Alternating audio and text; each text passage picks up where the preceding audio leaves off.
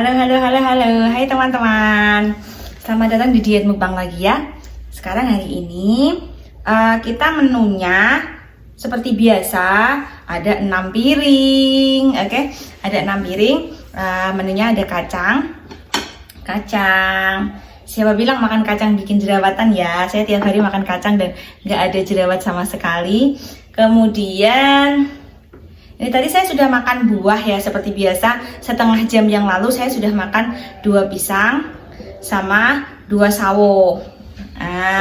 Kemudian tadi kan saya habis olahraga, sekitar selesai olahraga tadi saya jam 11 ya. Saya olahraganya hari ini jadwalnya angkat beban di latihan kaki, fokus di latihan kaki sama lengan, Nah, setelah saya olahraga, saya terus makan buah. Tapi sekali lagi, pola setiap orang beda-beda. Kalau misalnya jenengan dengar ada yang setelah olahraga makannya langsung protein atau minum whey protein ya, itu masing-masing orang berbeda-beda, tergantung nyamannya jenengan aja gimana gitu ya. Jadi sekali lagi, satu pola nggak bisa dipakai semua orang, tergantung nyamannya jenengan. Dan makannya juga nggak harus ikut-ikutan diet ini atau diet itu, terserah jenengan ya. Yang penting apa? Yang penting tercukupi semua nutrisinya. Karbohidratnya ada, ini karbohidratnya dari nasi, kemudian proteinnya ada, ini protein nabati ada, kacang sama tahu. Kemudian yang paling penting sayurnya, ini ada sayur sop sama sayur bayam ya. Oke teman-teman, kita mau bahas hari ini kita mau fokus tentang kebiasaan ya. Kebiasaan ini berlandaskan sebuah buku karya James Clear ya, berjudulnya Atomic Habits. Cuman saya hari ini nggak pegang bukunya karena waktu itu saya baca bukunya itu saya pinjam di Perpusda. Saya kan pengunjung tetap perpustakaan daerah ya, Klaten. Nah, di situ kemarin saya mau nyari-nyari lagi hari apa itu ya. Sekitar 3 hari yang lalu saya nyari buku itu Atomic Habit untuk saya tunjukkan di konten ini, tapi ternyata saya nggak dapet sudah bukunya. Itu bukunya dipakai buat rebutan ya, karena bukunya bagus banget memang. Dia benar-benar fokus untuk membentuk kebiasaan, cuman yang kebiasaan itu dibentuk dari hal-hal kecil. Nah, nanti kita mau masukkan ke sini, ke dalam diet, gimana cara kita mengaplikasikan buku itu ke dalam diet kita. Oke, teman-teman ya, begini. Oke, sekali lagi pola makan saya tidak menganjurkan pola makan seperti ini kepada jenengan ya, karena semua orang punya kemampuannya sendiri-sendiri, baik secara ekonomi maupun secara kekuatan maupun secara fisik jenengan, secara kondisi jenengan juga, kesehatan jenengan juga ya. Tapi kenapa saya menamai diet ini sebagai diet mukbang? Karena memang saya makannya dalam porsi yang banyak seperti orang mukbang gitu ya, seperti memang benar-benar orang mukbang. Dan prinsip mereka orang-orang yang mukbang itu, mereka memang sengaja melaparkan diri. Ya, mereka nggak mungkin dalam keadaan kenyang bisa makan sebanyak ini, nggak mungkin. Mereka melaparkan diri sampai berjam-jam, bahkan mungkin ada yang melaparkan diri sampai 1-2 hari itu ada ya, yang makannya memang benar-benar super banyak. Memangnya manusia nggak bisa mati ya Mbak? Kalau seandainya nggak makan 1-2 hari? Enggak, manusia bisa bertahan. Bahkan orang-orang yang tersesat di hutan ya, misalnya dia nggak mendapatkan pasokan makan, itu mereka akan tetap bisa bertahan hidup walaupun mereka dalam kondisi nggak makan sekalipun. Karena manusia memang secara desainnya, saya sambil makan ya, karena manusia memang secara desainnya itu dia memang desainnya lapar ya. Jadi kelaparan, tubuh kita itu sudah didesain dalam kondisi lapar ya, dalam kondisi lapar. Jadi kalau seandainya lapar, tubuh kita akan baik-baik saja. Kenapa? Karena kita punya cadangan energi. Apa cadangan energinya? Yaitu lemak. Jadi nggak masalah kalau seandainya lapar. para yang itu yang suka angkat beban di lomba itu ya, misalnya ada kompetisi lomba itu, untuk benar-benar mendapatkan tubuh yang ototnya bisa keluar dengan maksimal, bisa nampak dengan maksimal, itu memang mereka biasanya sampai puasa 3 hari. Tapi yang penting jangan sampai dehidrasi, itu aja. Jadi kalau saya seandainya puasa 20 jam, 21 jam sampai 24 jam, bahkan saya puasa sampai 30 jam sekalipun, itu saya tetap pakai pasokan air ya. Jadi saya tetap minum air putih, dalam porsi yang cukup, yang mencukupi kebutuhan tubuh saya. Berapa porsi air putih?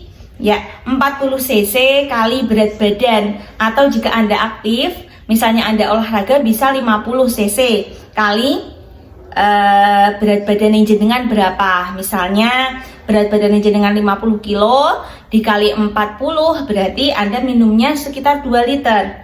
Ya, sekitar 2 literan. Oke. Sekarang sambil kita makan,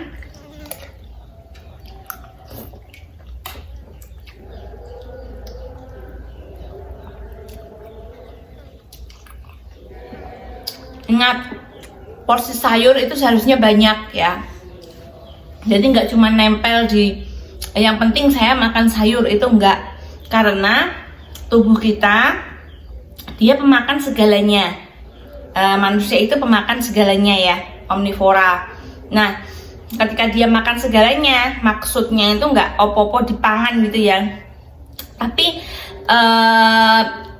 semua kebutuhan tubuh kita itu meliputi semuanya. Ada protein, ada karbohidrat, ada sayur, ada buah, itu diusahakan bisa masuk. Karena memang tubuh kita rancangannya seperti itu.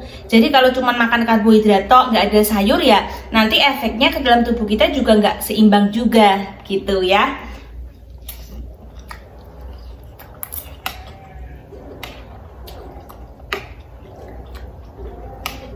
Kalau misalnya kucing ya, kucing itu kan hewan karnivor, makan daging. Nah, seandainya kucing itu dikasih makan karbohidrat, misalnya kadang kita paksain makan nasi ya, sebenarnya itu bener nggak sih gitu ya? Sebenarnya itu nggak masuk, nggak sesuai dengan kondisi dengan kondisi tubuhnya, dengan mekanisme tubuhnya gitu ya. Karena tubuhnya kucing, dia itu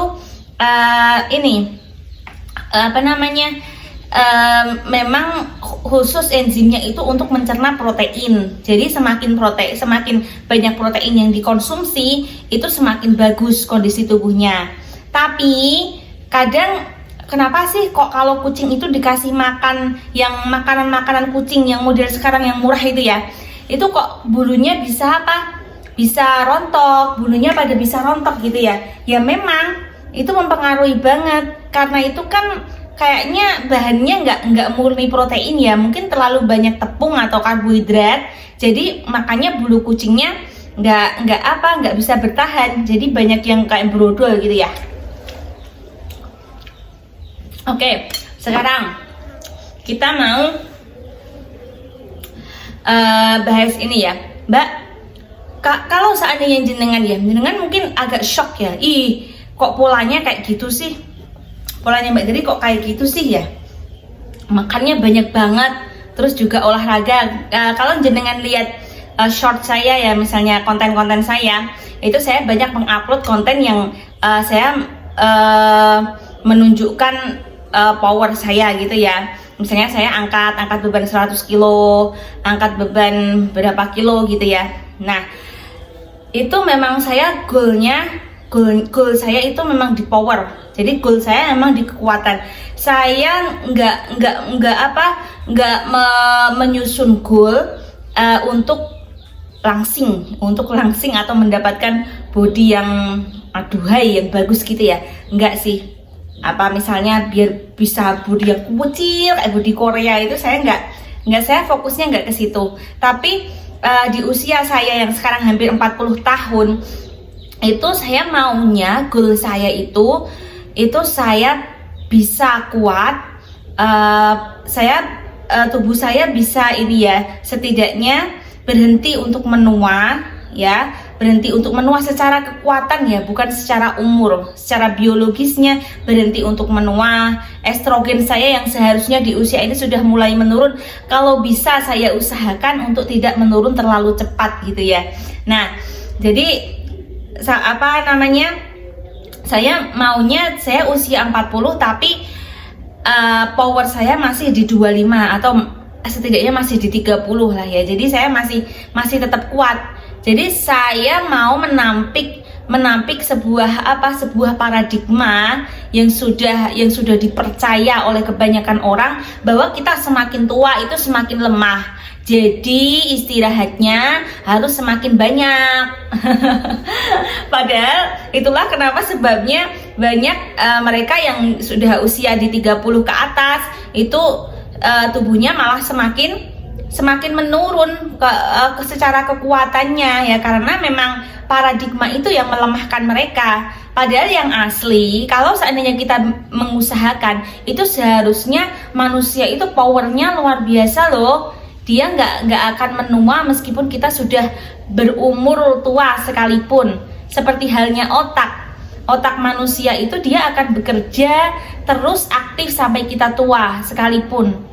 Ya, kalau kita mengusahakan otak kita tetap fresh, tetap bagus, itu sampai kita tua sekalipun kita tetap bisa, otak itu tetap aktif bekerja gitu ya. Misalnya kita nggak pikun, kita nggak cepat kena demensia, nah gitu ya. Sama juga dengan fisik juga sama. Fisik kita kalau kita rawat, kita jaga dengan bagus ya, kayak kita nggak punya demensia fisik gitu ya, nggak punya lali untuk obah gitu, oke?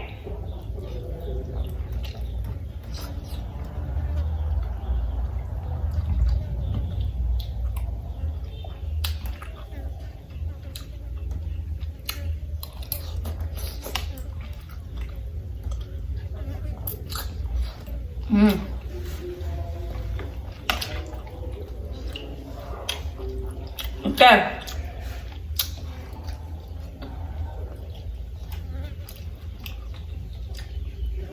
Kita lanjut, Mbak. Wah, kalau pakai pola kayak gini tuh kayaknya nggak mungkin deh ya, Mbak. Mosok aku bisa sih makan kayak gitu, apalagi makannya aneh-aneh, tahu cuma direbus lagi, terus makannya sayurnya juga sebanyak itu. Nggak mungkin deh, Mbak, kalau ikut-ikutan polanya Mbak Dari gitu ya. Ya, dulu saya juga nggak kayak gini ya. Kalau dengan baca bukunya Atomic Habit, James Clear itu yang saya sebutkan tadi, itu sebenarnya untuk memulai sesuatu kita nggak butuh kekuatan 100%. Misalnya saya latihan beban ya, angkat beban. Saya itu waktu ngangkat, kayaknya nggak cuma saya ya, kayaknya semua orang yang latihan beban kayak gitu, semua orang yang olahraga sama. Misalnya saya ngangkat berapa 20 kilo gitu ya, itu 15 menit awal itu rasanya wabot, pokoknya pengen berhenti. Saya kan kalau latihan kadang 1 jam, kadang 1,5 jam ya, tergantung kepadatan aktivitas saya ya. Nah, di dalam 15 menit awal itu saya hanya menggunakan kekuatan 1%. Jadi saya nggak pokoknya semangat gitu ya. Enggak, saya cuma pakai kekuatan 1% aja. Yang penting ini nanti saya deadlift 20 kilo. Udah. Ini nanti deadlift saya bisa ngangkat deadlift ini sampai 5 kali aja. Itu saya udahlah gitu. Wes jos. Saya nggak mikir nanti mau gerakan yang selanjutnya, itu enggak. Yang penting saya bisa mengangkat itu 20 kilo sampai 5 kali, ya udah gitu. Seperti halnya dengan kita mau diet ya, misalnya jenengan punya niat untuk diet, oke lah saya mau diet gitu ya. Nah, yang Anda lakukan, yang jenengan lakukan pertama kali ketika jenengan mau diet adalah apa? Yang pertama kali, oke, sebelum kita lanjut, jangan lupa like, comment, share, and subscribe channel ini ya, biar nanti kita sharing-sharingnya lebih enak gitu. Dengan suasana yang lebih bagus, audionya bagus, terus nggak ada suara dari luar masuk, suara ayam jago, suara sapi, suara kambing, ada orang lomba ya suaranya ya. Ada lomba 17 Agustusan. Nah, jadi semakin nanti sharing kita semakin bermutu ya, nggak kayak ini, nggak kayak sekarang. Ayo share, subscribe, oke? Like juga. Nah,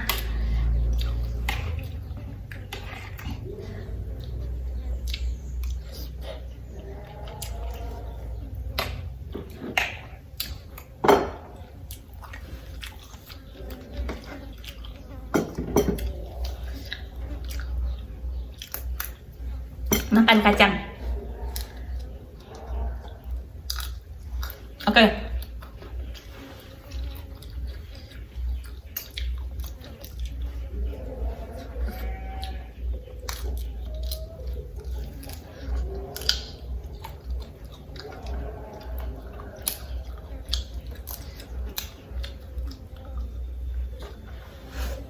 Nah, sekarang kalau yang diet mukbang yang part 2 itu kita ngomongin tentang langkah yang harus Anda tentukan dulu sebelum Anda diet adalah mengidentifikasi keluhan tubuh yang jenengan apa aja gitu ya. Nah, sekarang langkah yang kedua adalah apa? Membentuk kebiasaan atau pola. Sebenarnya apa sih yang membuat jenengan itu gendut atau kelebihan berat badan atau overweight gitu ya? Apa? Atau mungkin ada yang obesitas? Apa sebenarnya? Apakah tiba-tiba jenengan tiba-tiba gendut begitu makan ini, kebanyakan makan gorengan terus tiba-tiba Anda melembung jadi besar? Enggak lah. Yang membuat Anda gendut, kelebihan berat badan, overweight, itu adalah pola POLA. Nah, pola yang Anda susun, yang Anda tumbuk-tumbuk setiap hari, yang Anda lakukan setiap hari, dan kebetulan pola itu tidak sesuai dengan apa yang dimau oleh tubuh jenengan. Sekali lagi, yang membuat Anda gendut, kelebihan berat badan, overweight, obesitas, itu adalah pola jenengan yang tidak sesuai dengan apa yang dimau oleh tubuh. Yang namanya pola itu banyak, nggak cuman pola makan doang. Kalau jenengan diet itu kebanyakan dikaitkan sama pola makan.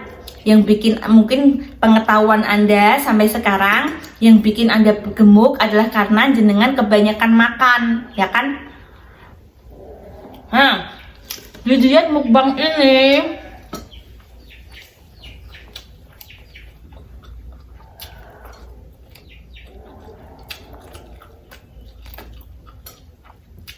saya mau buktikan pada jenengan kalau makan itu nggak bikin gendut sama sekali ya. Makan banyak sekalipun, jenengan makan kacang 1 piring, tahu 1 piring, sayurnya 1 mangkok ini, makan buah lagi, masih makan nasi, masih makan apa yang enak-enak ya. Makan ayam, makan gileh, ini ayam saya goreng loh hari ini. Nah, itu nggak bikin gendut. Tapi apa yang bikin gendut? Ya makan memang bisa jadi faktor. Kalau makanan jenengan nggak sesuai dengan apa yang dimau tubuh, ya. Nah, pola. Oke, kita bicara tentang pola. Tubuh kita menginginkan pola yang tepat. Baik itu pola apapun, pola makan, pola tidur, pola minum, pola sosial, pola interaksi dengan orang lain, pola emosi, pola stres, pola apa ya, semuanya lah, pola aktivitas ya. pola pikir. Nah, itu semua tubuh menginginkan yang sesuai dengan apa yang dia mau.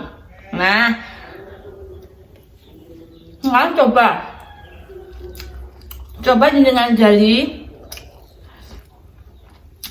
pola-pola mana yang nggak sesuai. Nah, caranya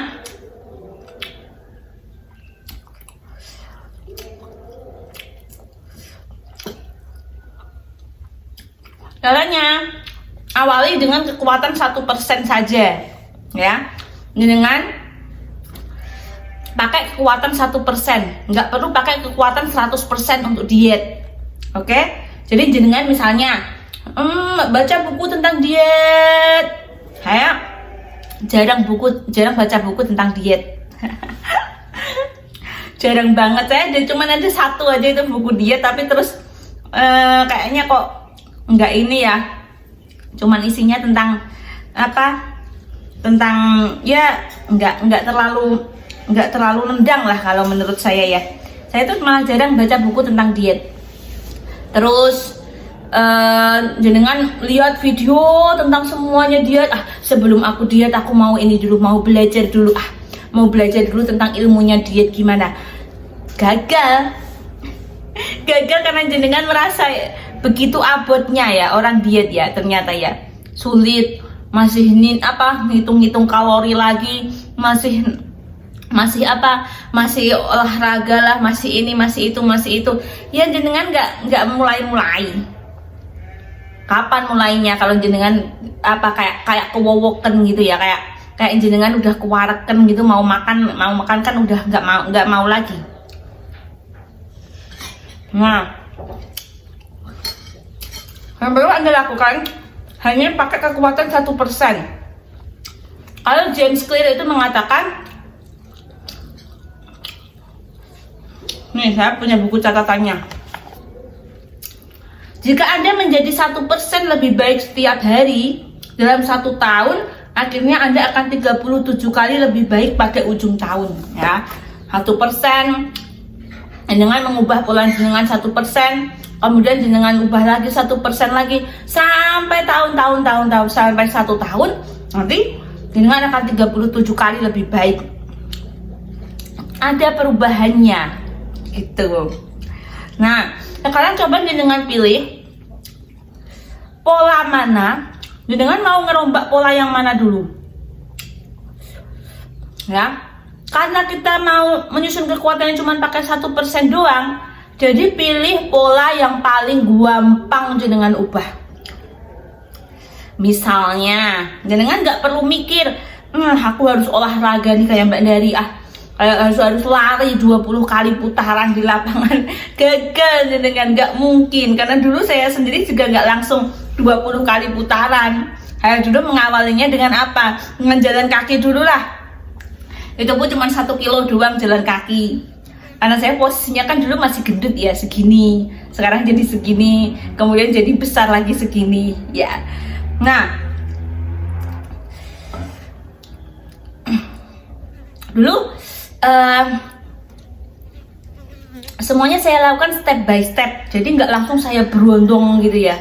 Ya kalau saya kuat olahraganya, misalnya kan kalau saya posisinya gendut dulu, itu waktu itu berat saya sekitar 63 kilo, tapi saya posisinya gemuk kan, gede. Nah, dulu kan saya nggak mungkin mau olahraga lari muteri lapangan sampai 20 kali putaran, kan nggak bisa bayangin itu.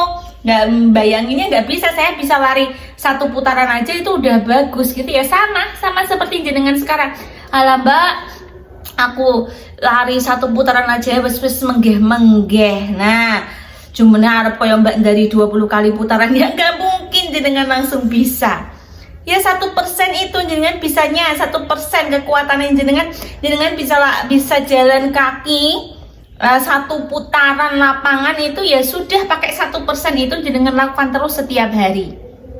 Ya toh? Prinsipnya itu aja. Gitu. Jadi misalnya kalau jenengan masih berat olahraga, nggak mau Mbak aku itu kalau olahraga tuh susah nggak bisa, oke. Berarti jenengan masih belum bisa olahraga. Aku kalau makan juga nggak bisa Mbak, soalnya aku itu orangnya ngelehan, aku tuh sering kelaparan kalau disuruh puasa kayak Mbak Dari atau makan makanan yang kayak gini tuh nggak bisa. Wong aku kecanduan minuman manis ya Mbak, sama kecanduan makanan yang enak-enak. Aku nggak bisa kalau satu hari nggak jajan itu, aku nggak bisa. Ya udah, nggak usah dirubah itu makannya, olahraga juga nggak usah. Terus apa? Oke, yang paling bisa Anda lakukan adalah bangun pagi, mengatur waktu dulu. Sebelum Anda olahraga itu kan satu proses yang penuh kedisiplinan ya. Jenengan harus punya disiplin waktu yang baik sebelum Anda olahraga. Nah, caranya mendisiplinkan waktu, jenengan coba setiap pagi, jenengan pasang alarm, jenengan niat mau bangun jam 4. Oke? Jam 4 pagi. Ini referensi bukunya dari The 5 AM Club ya. Karya siapa itu saya lupa. Nanti saya taruh di sini ya bukunya. Nah, bangun pagi. Karena apa?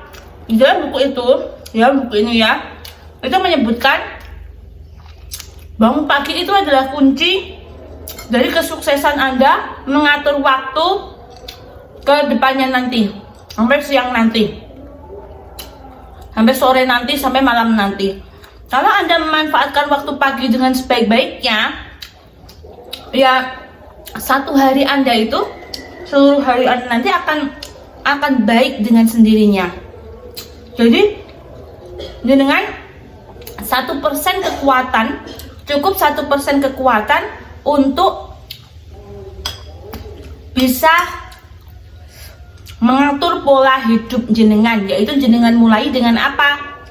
Dengan mengatur bangun pagi. Kayaknya kalau cuman bangun pagi doang untuk wanita kayaknya gampang deh ya. Kayaknya nggak sulit deh, daripada harus mengatur makan dulu atau olahraga dulu atau tidur dulu ya. Untuk orang-orang sibuk untuk mengatur pola tidur kan agak kesulitan ya, apalagi untuk yang jenengan yang punya anak kecil itu kan mau mengatur pola tidurnya masih susah karena jenengan masih sering bangun-bangun juga kan untuk menjaga anaknya, untuk ngasih asi anaknya ya. Nah, satu-satunya yang bisa jenengan lakukan yang paling mudah, yang jenengan hanya membutuhkan kekuatan 1% saja, kemungkinan besar adalah bangun pagi. Nah, sekarang coba jenengan susun, jenengan setiap hari bisa bangun pagi jam 4 ya misalnya ya, bangun pagi jam 4. Terus di bangun pagi itu jangan pegang gadget. Biasanya yang kita lakukan setelah bangun pagi, kita scroll dulu ya, scroll dulu gadget. Nah, itu nanti akan membuang waktu sia-sia. Padahal jam 4 pagi itu jenengan bisa melakukan banyak hal. Kenapa waktu pagi ini begitu ajaib? Karena waktu pagi ini memang waktu yang nggak penuh dengan distraksi. Anak-anak masih tidur, ya kan? Anak-anak masih tidur. Kemudian suasananya juga hening, jenengan bisa fresh. Jadi ketika jenengan bangun langsung matikan alarm, jangan dipegang lagi, letakkan gadgetnya, sudah. Terus jenengan melakukan hal yang paling berat jenengan lakukan itu apa? Itu dilakukan, jenengan bikin list, itu dilakukan di waktu pagi semuanya. Misalnya kalau saya, hal yang paling berat yang saya lakukan di waktu pagi hari itu, saya ngurusi sapi. Saya ngandang ya, ngombor, ngasih minum sapi, sama ngasih makan sapi. Terus juga itu bersih kandangnya juga, saya buang kotorannya sapi itu, saya bersihkan kandangnya. Itu hal pertama yang saya lakukan ya.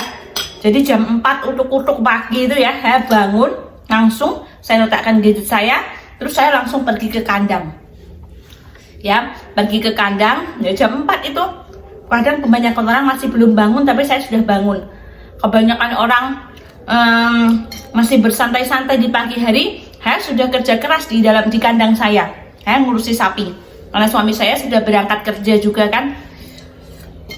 Suami saya berangkatnya jam 12 malam, nanti pulang jam 10 pagi atau jam 11 pagi. Nah, kemudian setelah saya ngandang,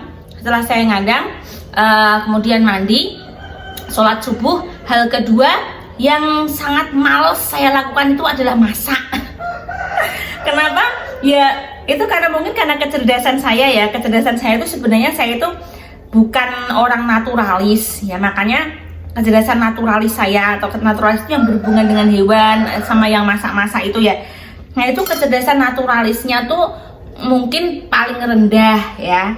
Jadi saya itu sebel sebenarnya kalau disuruh ngurusi sapi, disuruh ngurusi hewan, apa kucing, apa lele. Tapi ya karena suami saya naturalis, jadi dia ya, rumah saya tuh kayak kebun binatang gitu. Jadi apa-apa ada ikan, ada ayam, ada apa, pokoknya macem-macem, ada sapi, ada lele, itu semuanya ada. Sebenarnya saya sebel kalau mau mengakui ya. Makanya saya melakukan hal yang paling saya sebel itu di pagi hari. Saya ngurusi sapi itu di pagi hari. Itu kan karena jiwa kita sebagai wanita kan harus taat juga ya sama suami ya. Misalnya suami ngasih tugas ngurusi sapi, ya saya ngurusi sapi gitu. Tapi kalau untuk makani ikan-ikannya itu saya biasanya nggak peduli banget gitu ya. Terserah mau makan apa enggak, mau dikasih makan apa enggak gitu. Nah, setelah itu saya melakukan pekerjaan saya yang terberat itu adalah masak. Nah, itu nggak suka masak, sebel. Kalau seandainya memilih, saya nggak masak aja. Tapi ya karena pertimbangan finansial juga, kalau nggak masak ya piye ya. Nah, nanti kan juga dedel duel juga kan.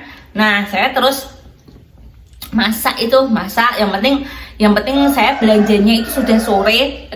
Saya belanjanya kemarin, kemudian saya masak pagi gitu.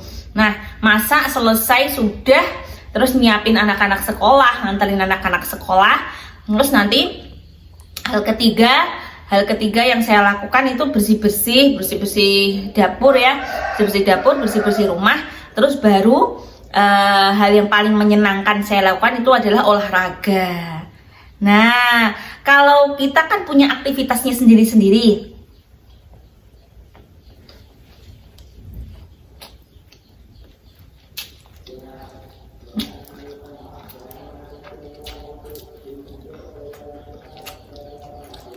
Aktivitas jenengan sama saya itu udah beda. Nah, jenengan klasifikasi hal paling berat yang jenengan lakukan itu apa? Yang paling wangel, yang paling jenengan sebeli itu apa? Jenengan lakukan itu di pagi hari. Kayaknya jenengan bisa deh kalau mengatur pola ini. Nggak usah muluk-muluk.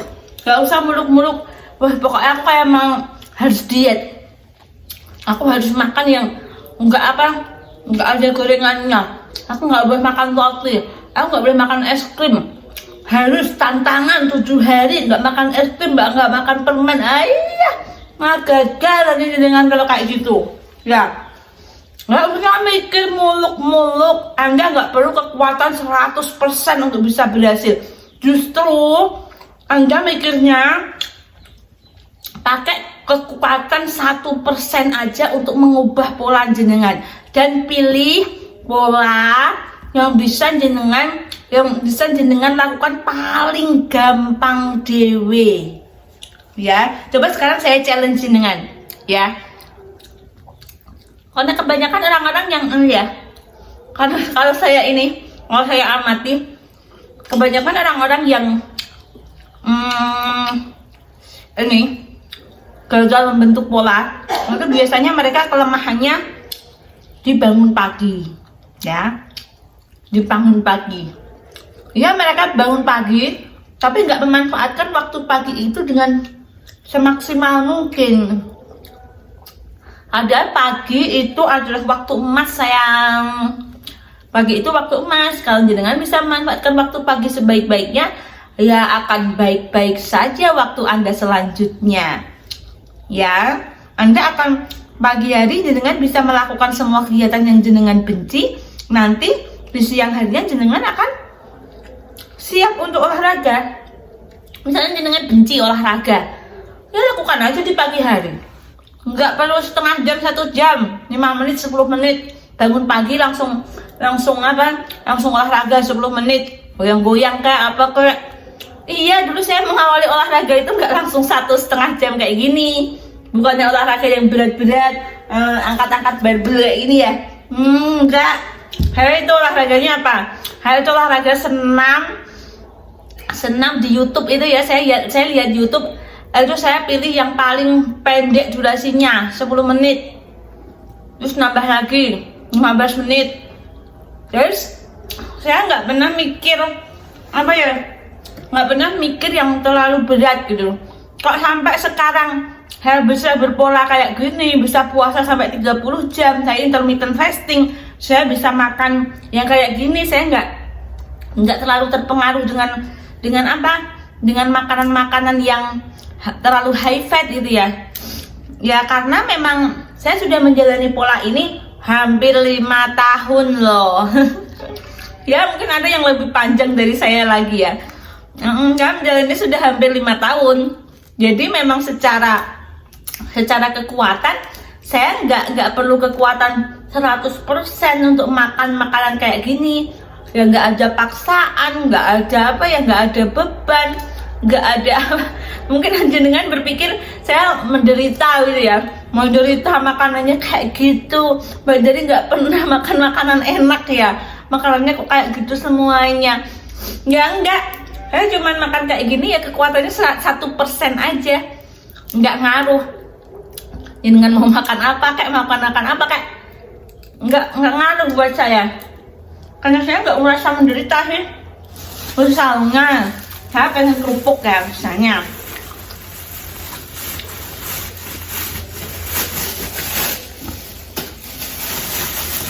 kalau jenengan masih sehat, dan jenengan masih suka makan kerupuk, biasa aja, malah nggak ada beban. Makan kerupuk nanti aku bisa gemuk ini. Nggak usah aja, makan aja. Jangan mikirin nggak makan ini takut gemuk, nggak usah takut gemuk. Lalu berarti jenengan udah kena, jangan-jangan jenengan udah kena apa? Udah kena sindrom ini ya, apa itu namanya, food disorder namanya ya. Jadi gangguan makan, takut makan itu takut ya. Saya kalau melihat kerupuk, kalau saya pengen ya saya makan, kalau nggak pengen ya nggak makan. Kalau saya misalnya suami saya pulang gitu ya, suami saya kan jualan sayur keliling ya, suami saya bawa makanan apa, kalau saya pengen misalnya dia bawa misalnya dia bawa apa itu namanya, klepon gitu ya, kesukaan saya ya. Kalau saya pengen ya makan aja, tapi kan kalau kita makannya udah sebanyak ini kan kita nggak mungkin kan mau ngabisin. Misalnya suami bawa pulang klepon 5 terus saya habisin 5-5-nya, itu kan nggak mungkin kan, saya kondisinya udah kenyang ya. Jadi saya cuma makannya satu wadah aja, itu isinya 4 itu ya udah cukup. Tapi saya nggak kondisi takut, untuk makan. Jadi hati-hati ya, saya peringatkan jenengan yang sedang diet, nggak usah takut makan, makanan itu nggak ada, makanan itu yang bikin gendut itu nggak ada. Kerupuk, jenengan makan kerupuk terus nanti jadi gendut, itu nggak ada. Kalau mekanisme tubuh jenengan bagus, mengolah makanan masih bagus, organ jenengan juga masih bagus, peredaran darah, jantung, hati, ginjal semuanya masih bagus ya, kerupuk ini akan diolah jadi energi. Kalau aktivitas jenengan sesuai, ya habis ini kerupuknya. Buat besok besok tubuh jenengan minta cadangan energi lagi, karena yang jenengan makan hari ini kan wis entek, habis untuk aktivitas jenengan. Kalau mekanisme tubuh jenengan masih bagus. Jadi begitu ya teman-teman ya. Maaf videonya terlalu panjang banget. Kita lanjutkan di diet mukbang selanjutnya. Mukbang makan banyak, kita nggak cuma membahas tentang makan doang ya, tapi ada ilmu di sini, daging semua isinya. Jadi praktekkan ya challenge-nya, bangun pagi, no gadget, lakukan apa yang paling berat jenengan lakukan, karena di pagi hari adalah waktu emas di mana minim distraksi. Jadi manfaatkan itu dengan sebaik-baiknya. Yuk belajar ubah pola. Dah.